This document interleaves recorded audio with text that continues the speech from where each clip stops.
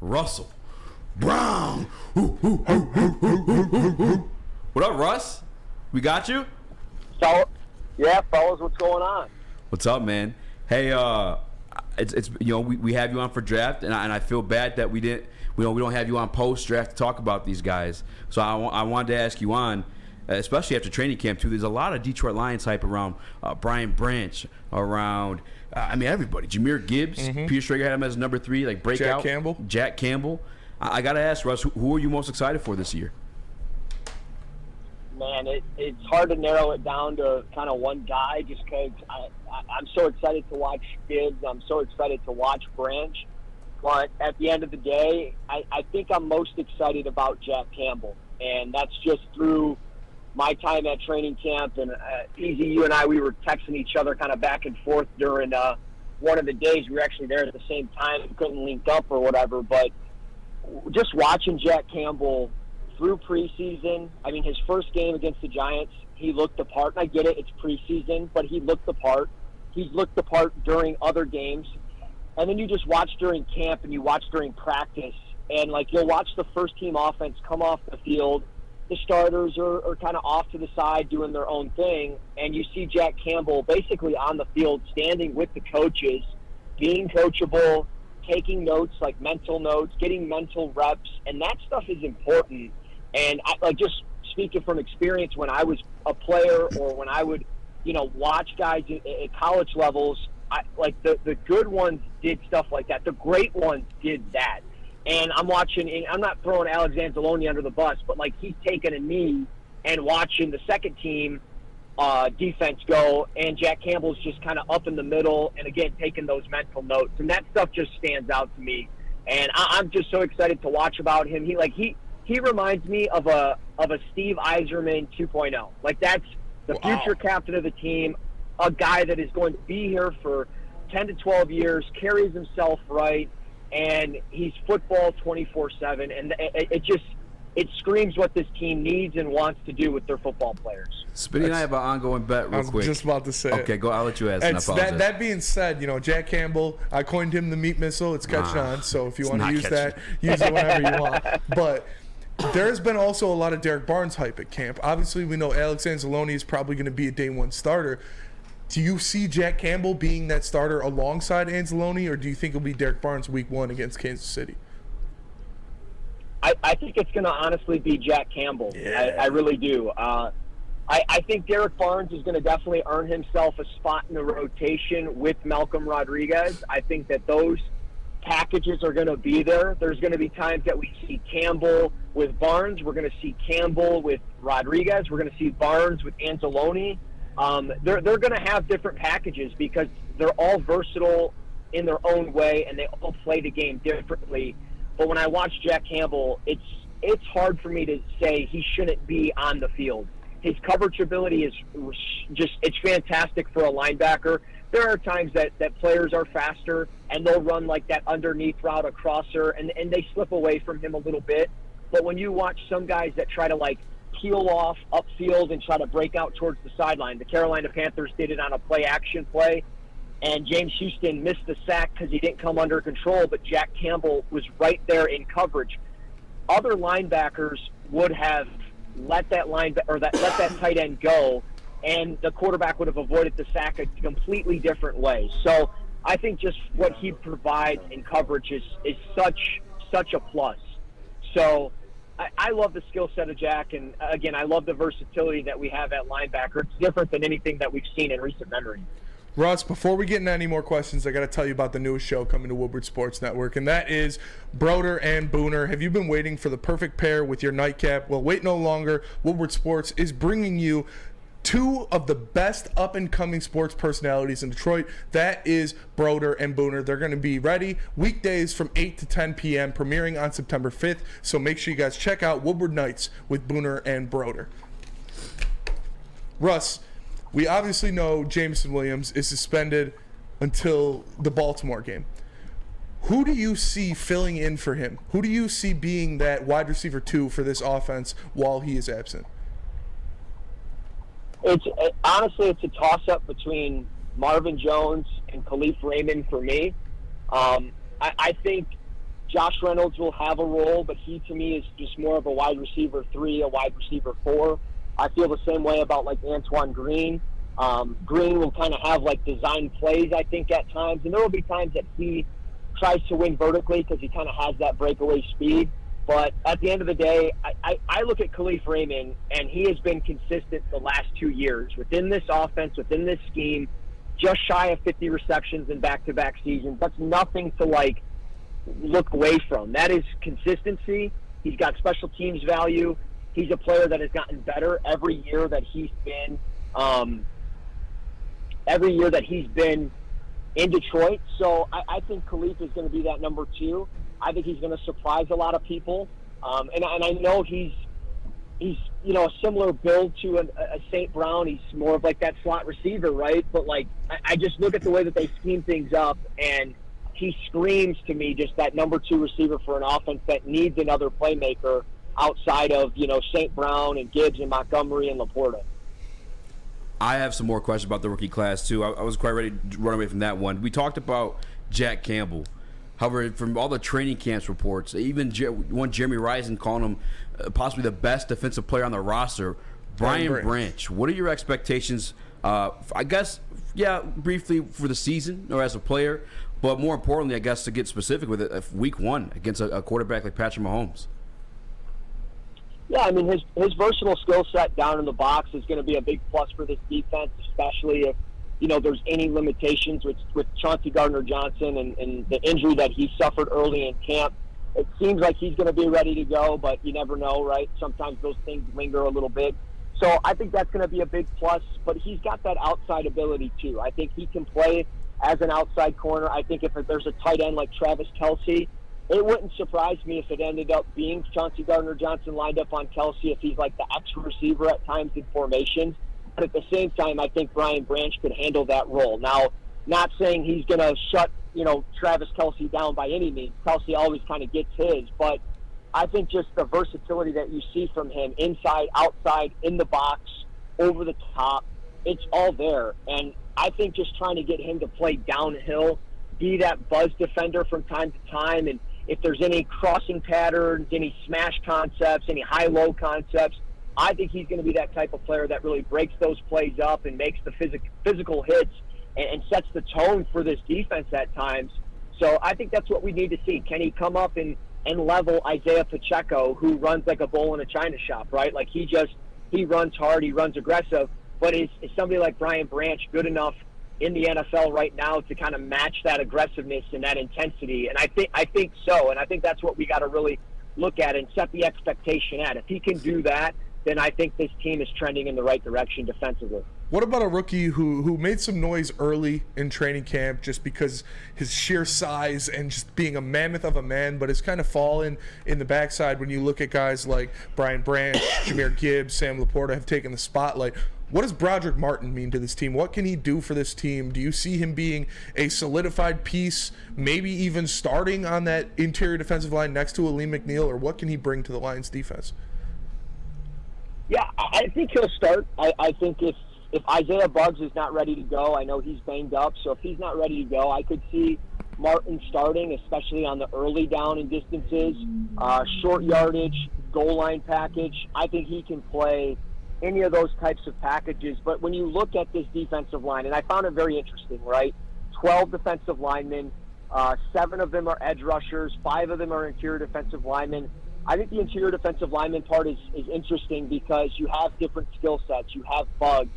You have Levi Ozarike, who came back from a back injury. You've got Benito Jones. You've got Aleem McNeil. And then you obviously have Broderick Martin. So I think if there's any times where maybe one of those guys is limited on a certain skill set or a certain down or distance or a certain formation or even just against a certain team because of the skill set and the opposition, I think that they've got different packages ready to go. And I think that's going to be the case for Broderick Martin because let's be honest, like he's not going to be able to play every snap against Patrick Mahomes. I don't know if he's in that kind of shape yet. Mm-hmm. That was his biggest, concern coming out of college was he's got to get his weight under control. He's got to get in shape. And I think that's the thing. Patrick Mahomes extends plays. You're going to need to have that versatility up front to kind of contain him. So they're going to throw different packages. We're going to see, Broderick Martin, Ali McNeil, Josh Paschal, and John Kaminsky on the field all at the same time. And they're going to try their best to contain Patrick Mahomes. And then we're going to see Hutchinson with Houston and McNeil. And, like, there's just going to be different things. So I think Martin, it's going to be, could he get 30 tackles and a sack? Is that good enough for anybody as a third or fourth round pick? I think so. I think if he can get those numbers, maybe a couple of tackles for losses, I think it's a good season if he can do that as a rookie. Yeah, at this point, I'm kind of cool if he's like, I mean, it's rookie year, right? But if I'm expecting to be like a rotational role, the same way Jim Schwartz used to use those big fellas alongside Isaiah Buggs, I think he'll be fine. That's why Isaiah Buggs was supposed to be last year anyway, right? Russ, we appreciate having you on. We talked about Brian Branch. We talked about Jack Campbell. We talked about Broderick Martin. Let's talk about Sam Laporta. What are your realistic expectations for Sam Laporta? Because we've seen him being infused into this first offense, being Jared Goff's second favorite target, even on the field. What do you think Sam Laporta can achieve in his first year in the NFL? Yeah, I think that's the player that we maybe kind of forget about when we talk about a player that could be a wide receiver too, essentially, right? Like, he's going to become that number 2 target. He's going to be a guy that could very well get 70 to 75 targets in this offense, and it could convert to 50 to 60 receptions, which is good enough to be, one of the 10 best tight ends in football. So I think if you kind of set the bar at, I don't know, let's say 50 to 60 receptions, 500 yards, and 4, maybe 5 touchdowns, I think that's a great rookie season for a player that, look, there was expectations that he could even go in the first round, but he's got 4.59 speed. He's got the size. He is somebody that has been a target magnet at Iowa. I think that can translate into Ben Johnson's offense, who understands how to utilize talent when they have the talent. And I know it kind of fell off a little bit with Hockenson, but that was more so, I think, with effort, attitude, and ultimately health concerns with Hockenson. Laporta, they get a fresh slate here with an Iowa product, as we know, and I think it's gonna go well for Laporta. I think it's gonna go well for Jared Goff as well. Now, we talked about Sam Laporta. The other exciting offensive piece is Jahmyr Gibbs. It's kind of crazy to have that many dynamic players in one rookie class. But Jahmyr Gibbs, Peter Schrager's put him on his number 3 breakout candidate for the 2023 season. Schrags historically has been like on the money with those. How are you feeling about Jahmyr Gibbs in his first year with the Detroit Lions? Look, I'm excited, man. I mean, I know 12 is a very rich pick for a player at that position, and I understand that you could have had potentially the best running back in the draft. I would say he was in Bijan Robinson, but ultimately maybe they just didn't need that type of player. They had Montgomery, who they signed, and we know that they like to have kind of that split backfield, and I think Gibbs is just so dynamic. He's so explosive. You get the ball into his hands, and that elusiveness, I think, is going to be good enough to be a difference maker, where he's going to get 150, 160 carries, but he's going to easily get, I think, 40 to 50 receptions in his own right. It wouldn't surprise me if he even got more, just simply because of what we saw Alvin Kamara do his rookie season. And I'm excited about Gibbs, man. I mean, you watch the way he practices. I watched Swift practice for so many years, and it's not like 1A and 1B. It's completely different.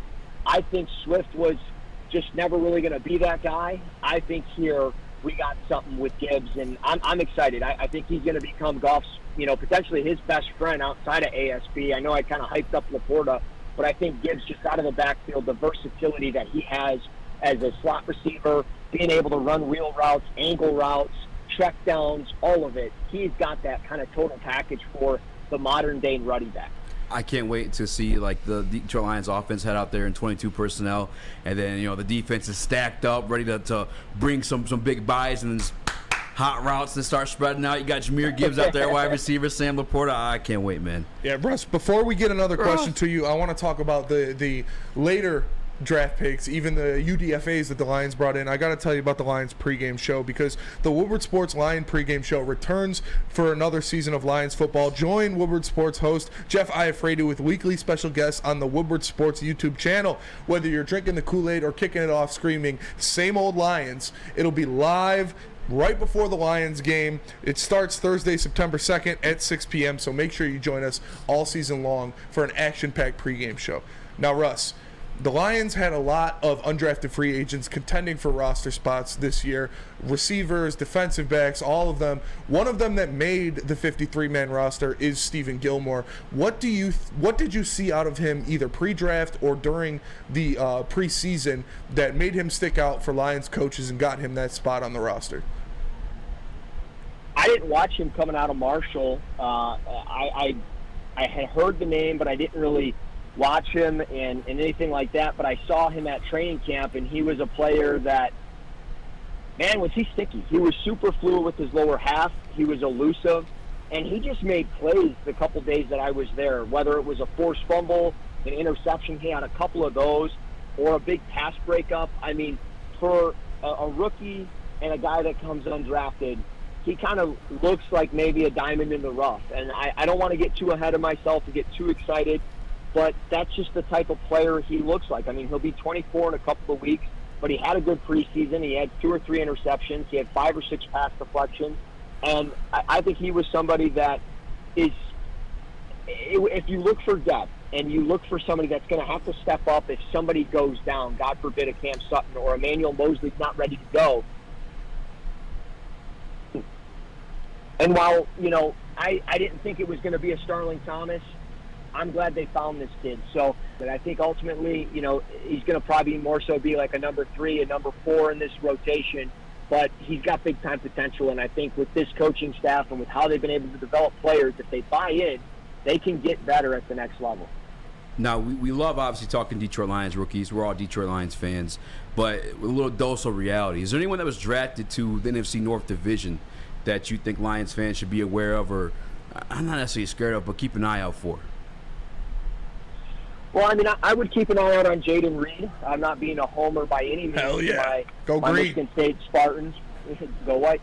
Hopefully we cover against the Chips tomorrow. We'll see. I might have a serious amount of money on it. But we will. Anyways, I think Jaden Reed is going to really have a spot in the Packers offense. They've been kind of looking for that next slot receiver, that kind of number 2, number 3 guy. And Jaden Reed could be maybe a gadget guy, but he can also be a player that wins vertically up the field. And while they have Christian Watson to do that, they don't really have anybody underneath. And I think Jaden Reed's going to come in as a rookie and really take a big step forward. Because, look, as much as I want to drink the Kool-Aid and buy into what Detroit's doing, whenever we have a potential season like that we could have, the Green Bay Packers come to life. And their win total at 7.5 was plus money a week ago. And that terrifies me. I think Jordan Love might be better than anybody gives him credit for. Me too. And I think it's because they surrounded him with weapons, man. Jaden Reed, Luke Musgrave, Tucker Kraft. They have Watson, Romeo Doubs. They've got Aaron Jones. Like, they've got a team. So it's a little terrifying to see actually how much potential they have. But I think Jaden Reed's going to be a big part of that offense this year. And obviously the Lions, we've talked about all the rookies they have on both sides of the balls that are looking to make a serious impact on this season. We did drafts for all of the NFL awards, Offensive Player of the Year, Defensive Player of the Year, Offensive Rookie of the Year, Defensive Rookie of the Year. Who do you think is more likely to get the honors? Do you think it's more likely the Lions have an Offensive Rookie of the Year or a Defensive Rookie of the Year? Offense. I'm gonna say, man, that's a tough one. I'm going to say Defensive Rookie of the Year. And the reason I say it is because of players like Brian Branch and players like Jack Campbell.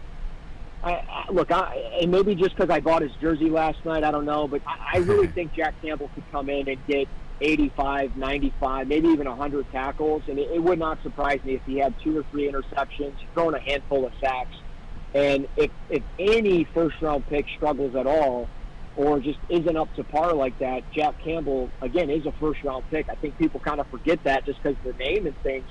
The guy's going to be good, and I think it's one of those where if he comes in and does that, to justify him as a Defensive Rookie of the Year. All right, Russ, former coach, big film nerd. You watch all these guys coming out of college. Can the Detroit Lions win Week 1 in Arrowhead?